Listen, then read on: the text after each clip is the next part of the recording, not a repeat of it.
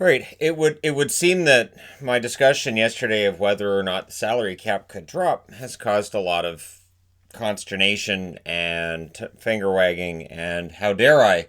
And yet the NHL's not a league that makes a ton of money comparatively speaking with say basketball, football, and baseball in North America. And by football I mean the throwing kind, the NFL kind. Of course, there's football in Europe, which means something completely different. Soccer over here, and it makes a ton of money in Europe. Not as much in North America, obviously. So, when we're looking at the NHL, we have to realize that it is a much smaller financial pie that you're dealing with the NHL, which makes it more fragile. The NHL back in 04-05, when they decided to not have a season because they couldn't agree on whether or not to have a salary cap. They were playing with fire. They were discussing whether or not certain teams could survive playing as it was. So, if we stay at an $81 million cap next year, let's say they just say, all right, well, we're just going to leave it where it is. I don't see how some of these teams survive unless the rich teams are just going to throw all of their profits towards that, or owners are just going to say, oh yeah, I'll operate at a huge loss. So there was a 2018 article on Forbes, or that quotes Forbes having said that teams averaged a $25 million profit in the 2017-2018 season, which seemed to stay pretty steady in 2018-2019 as well, which is where I get a lot of these numbers. And it sounds like it's a lot of money, because it is. The Rangers made $123 million in 2018-2019. That's profit. So think about that the next time you're looking at your tickets for MSG. And Florida lost $21 million. So Florida's operating at a loss. And this is part of the reason why you can understand an owner saying, hey, we need to cut the budget. And this is where things are kind of unfair. Without a salary cap, the New York Rangers are spending over $100 million a year, and Florida might be spending 50, maybe 40. So this is why the NHL has a salary cap, to avoid the situation we see with Major League Baseball, where you have the rich teams and then the other poor teams kind of feeding the rich teams. Every now and then a poor team's going to do relatively well, but it's not going to be sustainable because you can't pay them what the Yankees, the Red Sox will, and the Dodgers and other rich teams. Gate revenues were $1.86 billion. So this is the reason why when people talk about fans in attendance or not in attendance, that's a huge difference. That is 36.6% of league revenues. 36.6% of league revenues come from fans in the stands. Now, just yesterday, the mayor of Los Angeles said, I don't want any concerts in my city for the rest of the year. Now, if he doesn't want concerts there, that means sporting events are going to be done for the rest of the year as well. And that's just reality. Now, the NHL in 2020, 2021, highly, highly likely we don't see fans in the stands. But the idea that this league could just take a season off, just say, oh, we'll just won't play. You're then risking losing teams. And not just a couple. You could lose more than that. So teams operating at a loss or little profit. And again, this is from Forbes. So you're going based on the idea that teams are telling the truth. Some teams are going to tell the truth and some are not. But I'll take them at their word for this video. Now, again, this is for 2018-2019, so this is not this season. This season, these teams are almost all going to be operating at a loss. And some of them are surprising. So Arizona losing $15 million last year, not a huge shock. Not a huge shock that Arizona lost money, or Florida losing $21 million, which is the highest number. But Columbus losing $13 million last year, that's a bit of a surprise. So I want you to think about it. You're the owner of the Columbus Blue Jackets.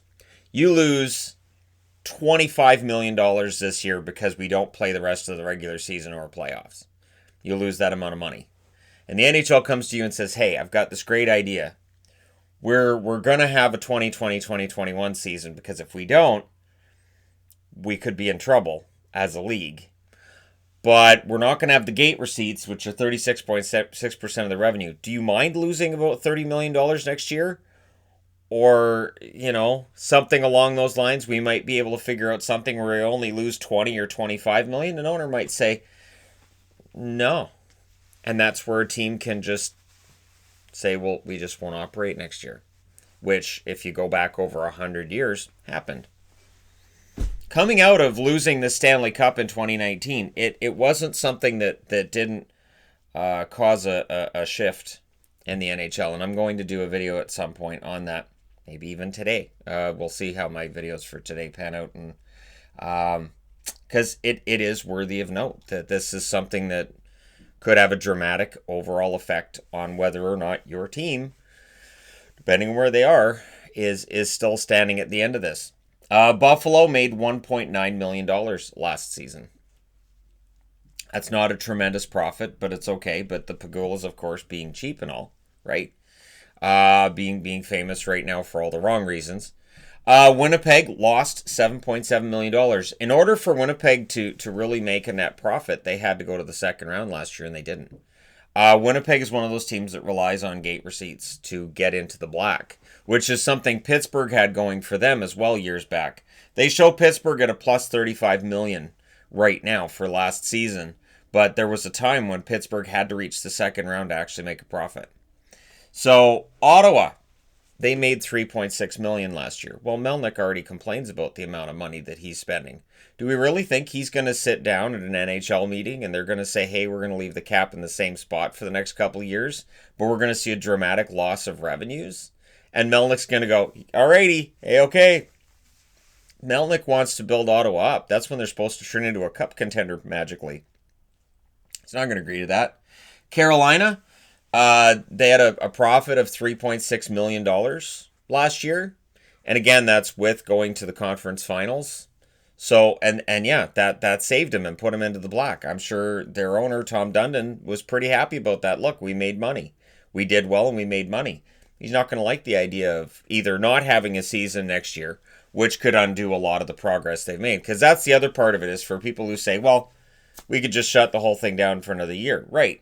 And then if other leagues figure it out, there's two ways to look at it. Either if other leagues figure it out and you're not even in the conversation as a sport in some of these locations for a full year, you'll lose ground when it comes to fans and attention. Or conversely, if you figure out a way to make this work, a way to make it as safe as possible. And again, this relies on testing. You have to have widespread testing. Contact tracing has to be going on as well. And you have to have some kind of medical intervention, which, again, I've said this in videos, they're working on different things. And we don't have a timeline with that. So, and of course, there's the crowd, too, that says nothing's going to happen until there's a vaccine, and it could be 2 years from now. Well, then a lot of these teams are gone. That's in my eyes, that's just reality. We lose a lot of teams. The league itself, if it was shut down for 2 years, I don't know what you do. I don't. Now, Tampa Bay made $7.2 million last year. Now, of course, they were out in the first round. They only played the 2 home dates. Tampa Bay does pretty well. Colorado does as well. They make $8.9 million last season.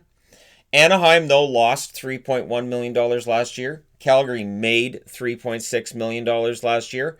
Calgary had the exact same profit as Ottawa and Carolina. Calgary, and this is one of those things where we start talking about low budget or at the very least small market teams.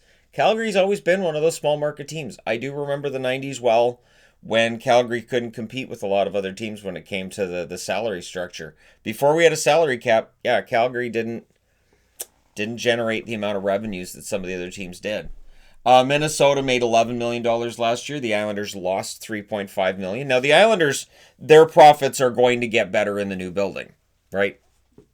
Their attendance is going to go up. They won't be dealing with this shadow of Barclays over the team. So anybody who wants to say, well, they should just stay at Barclays because they play well there, yeah, when your team's losing a lot of money, the owner doesn't really care. The owner will take a profit on a team that might win a little bit less if they play better in Barclays. It's really if you're losing money. I'm not going to say, well, gee, I'm losing $50 every time these guys play a game, but boy, do they play well. I'm happy about losing that $50 every game. And that's just $50. San Jose made $10 million last year. So again, I'm wearing Vancouver because I like having an opportunity to just wear the Vancouver practice jersey. And so I'll take it now. But Vancouver made a healthy profit. I think it was $31 million last year. Vancouver's not any danger. But this is 15 teams. This is 15 teams that made $11 million or less last year, and some of them were in the red, lost money. So if we're going to tell them, hey, we're going to keep the cap at $81.5 million, but we're going to deal with a huge loss of gate receipts. We're going to deal with losing. Like, this is the reason why the NHL hasn't canceled yet. They lose $300+ million if they just flat out cancel. That's about $10 million per team. They take a lot of teams that would be in the black if they figure out something and turn them into teams that are in the red. So what I mean by saying figuring out something is if they get games in July and August and they're well watched and they can sell ad time and they can get those deals with the networks so that NBC and Comcast make their money and Sportsnet here in Canada gets their money out of it as well. There's money generated that comes into the NHL that may help to keep some teams in the black that otherwise would have been in the red. That revenue gets distributed around the league. Without it, you're in trouble. So they don't want to have to give up over $300 million until it's absolutely 100% necessary. And that's the number that gets floated out. There's over $300 million. So the other side of this is you've got a TV deal in the US that expires in 2022. So you have to stay on the air if you're going to charge more money when your deal's up. The deal had been paying them $200 million a year since 2011 from NBC and Comcast. Now, that should go up next time around, but how much it goes up is going to depend on some items here. They need to get better ratings. The ratings are lower than the NBA, Major League Baseball, and football. And that's going to stay that way. The NFL, they're not going to catch the NFL. They're not going to catch Major League Baseball. They're not going to catch the NBA. So they're not going to make the same amount of money on a TV deal that those leagues are, in all likelihood. But if they're gone for a year plus, because they've already been gone since March. So if you're saying, well, they won't play next year either, and I've seen that plenty. So let's just say that. They're not going to play next year either. Okay, so you're not going to be on the air for a year and a half. You're going to have an expansion draft into Seattle after a year and a half of not having players play. Well, how do you decide eligibility then? How do teams figure out who they're going to protect? How many players are going to be just not protected that they may have found a way to trade or protect if there had been a season? And so it becomes quite the dilemma, both for Seattle, because they can't do their scouting, and for the NHL teams that are trying to find the right players to protect and figure out costs and everything going into it and coming out of it. It's a nightmare scenario. And then a year after that, you've got a contract with NBC. Ta-da. And then if people are of the doom and gloom side to say, well, until there's a vaccine, everybody keeps saying, well, 18 months. Well, how do you know you're going to have one in 18 months? I've heard doctors say vaccine. I don't know if they're going to be able to figure one out. If this is a situation where it's just going to mutate every 6 months like the flu does, they may not have an actual full-on vaccine that cures it. So, right? So that's the other side of this. For the people who want to do the doom and gloom thing, one thing that was said early on, and I haven't heard it a lot lately, is this may just be one of those seasonal things, and eventually we have to incorporate it into our daily life.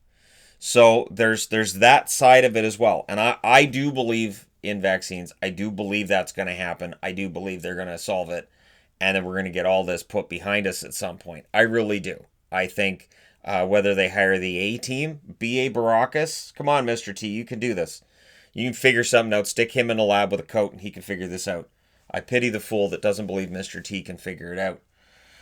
But between now and then, sports are still an entity. There's still businesses, and they're just trying to figure out a way to come back. And they're trying to figure out a way as well to make sure that, because think about it this way. You work for the Winnipeg Jets. So you work at MTS. And the team's losing a bunch of money. And they're facing a situation where they're going to lose a ton of money next year. And they find a way to have fans in the stands. If they're losing an absolute ton of money, well, if the players don't agree to some kind of an adjustment to their wages, it's going to come out of the pockets of people who work in the building who probably aren't making very much money anyways. It's going to affect us. And not only that, but then when we do go back, ticket prices could be obscene. And I know for people in Toronto who are saying, oh, they're obscene now. I got it. They could be obscene everywhere, and they could go through the roof. Owners will look to recoup their losses. Billionaires don't become billionaires because they want to lose money. They really don't. There are some that are doing very, very wonderful things right now and deserve some credit for that, although there are some. I've seen a few that they fire everybody and then they give money to charity, and it's like, shouldn't you have taken those millions of dollars and given it to the people you just laid off? It's fine. It's probably okay. But the thing that the NHL has to watch for is they're trying to stay as an entity in the United States. They've spent so many years trying to grow, especially in the desert and in Florida, and they don't want to lose any ground that they've made up. They don't want to have a year and a half of no Arizona Coyotes. They just got Alex Meruelo in last summer. You don't want to scare him off when he's looking at the numbers next year, and he's like, well, I understand this is a once-in-a-lifetime thing, but what am I paying for? And I didn't come into this to lose that much money. So we're in a situation where we hope we'll never see this again, right? And we may never see this again. Again, this may become a seasonal thing. I really think the only way this works, and I've said this in videos, and I'm doing a video specifically on this to do a little bit of a deep dive on it to point this out. The idea that the NHL can just keep the cap at the same place that it is right now, to me says the NHL owners would have to agree to take maybe 20% of league revenues, maybe 15%. Maybe the NHL players make 80 to 85% of league revenues. And I don't see that working, because then you're taking away extra money from teams that can't afford to lose money. We end up in a conversation where in Nashville, do they become insolvent? Does an owner say, I can't afford to do this? I can't afford to lose that kind of money. Do we end up coming out of this with a weaker Canadian dollar, making it harder for Calgary and Edmonton, or Calgary and Winnipeg, not Edmonton? Edmonton's actually in pretty good shape right now, so Edmonton's not on the board because they're doing well. But Calgary and Winnipeg, could we come out of this in a situation where they're in trouble? This is why when people ask me right now, they say, do you think Quebec can get a team? No. The Canadian dollar is obscenely low, and we're dealing with a pandemic. So no, not right now. That's one of the last places you could go. They're already in a position where they're the weakest of the major leagues in North America in terms of ratings. As much as we love them in Canada, and Canada generates big revenues for the NHL, it's the American side that will decide just how big the league gets, and it will decide just how healthy the league is. Because again, we end up with weak Canadian dollars here and there. It just feels like the Canadian economy in general, my entire lifetime, it's been very easy for the Canadian dollar to just nosedive. So, and it's happened every decade. It doesn't matter who's in charge. It happens every decade where you'll just see it just a nosedive. Sometimes it's strong. I know there was a period there where our dollar was worth more than the American dollar. And I was working retail, and Americans would come up and pay American money, and then I would point out this is worth less than Canadian money right now, and oh man, they were not happy with that. So getting back Canadian change makes them angry enough, but getting back less than what they think they should be getting, whew. Anyways, so thankfully Canada's dollar's usually in the tank, and they get a whole lot more back. But again, since Canada does generate a lot of revenue, and if you take a season away, fans in Canada will come back. Fans in Vancouver will line up around the block to get back in for that first game in a year and a half. Fans in Toronto, fans in Chicago, Boston, and certain locations will as well. But for teams that are already losing money, or teams that are already having trouble with their attendance, teams that are right near that line between being in the red and in the black, things get a little more challenging. The only way forward that I see with this is NHL players and NHL owners agreeing on an adjustment. So when I talk about dropping the cap, and people are like, that's just ridiculous. No, people aren't hearing me. I'm talking about an adjustment based on league revenues going through a pandemic. So I'm talking about for 1 year, players saying we will take that pay cut. We, across the board, will take a pay cut, And not only that, what does that do for their public face? What does that do when other leagues aren't doing this? Because other leagues are making a lot more money. What does it do if NHL players are saying, okay, we will take a pay cut? Let's just think about this, that Sergei Bobrovsky is taking $5 million next year instead of 10, and saying, I'm not taking that 10 because I want to help the people of Florida. So the money that I'm not making this year is okay with me, because there's a lot of people right now that are out of work. There are a lot of people that aren't making money. The resentment that players get right now because they're in a position where they can sit at home and they still make a lot of money is understandable. I get that. And how much worse would this get if we're still going through this and Bobrovsky's still making $10 million?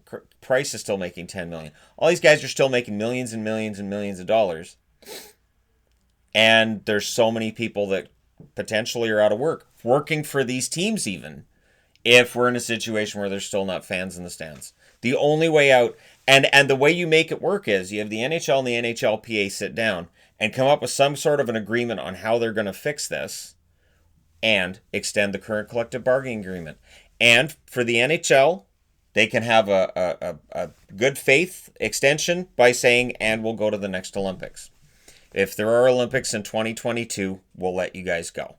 We will squash next season, which they're already talking about, having this current season end in like September and start next season in November after a short turnaround, which the players are perfectly fine with. They've been lockstep with the NHL on these phone calls the whole way through. And we would probably see an adjustment to 2020, 2021, where the season ends late in June.